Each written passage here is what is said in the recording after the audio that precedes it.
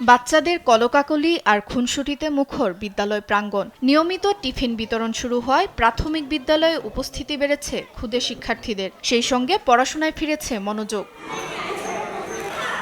ভোলার স্কুলগুলোতে একসময় দীর্ঘ হচ্ছিল ঝরে পড়া শিক্ষার্থীর সংখ্যা। নিম্ন আয়ের পরিবারের শিশুরা আগে অধিকাংশ সময় খালি পেটে স্কুলে আসতো এবং দুপুরের আগেই বাড়ি ফিরে যেত। পুষ্টিকর খাবার পাওয়ায় শিশুদের স্কুলে আসার আগ্রহ বেড়েছে, একই সঙ্গে কমেছে ঝরে পড়ার হার।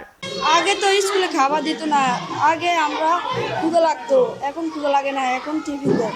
আগে স্কুলে টিফিন দিত না, এখন টিফিন দেয়। স্কুল আসতে অনেক ভালো লাগে, অনেক ছাত্রছাত্রীরা এখানে আসে, খেলাধুলা করতেও মজা লাগে। কয়েক সপ্তাহ আগে চালু হওয়া এই ফিডিং কার্যক্রম শিক্ষার মানোন্নয়নের পাশাপাশি মনোযোগ বাড়াচ্ছে কোমলমতি শিক্ষার্থীদের। গ্রাম অঞ্চলের স্কুলে অনেক বাচ্চা নিয়মিত স্কুলে আসে না, তারা বিভিন্ন কজ দেখায়, কিন্তু ফিডিং কার্যক্রমের পরে আমরা এইটা কমতে দেখেছি। অনেক বাচ্চাই এখন স্কুলমুখী।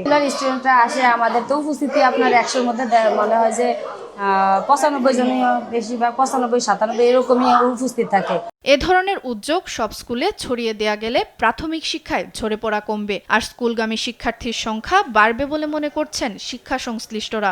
ছেলেমেয়েরা পেটে কিছুটা লেখাপড়া করবে কি, কিছু যদি সহযোগিতা করা যায়, বিভিন্ন সংস্থা থেকে করা হচ্ছে, যেটা আমি আজকে দেখলাম।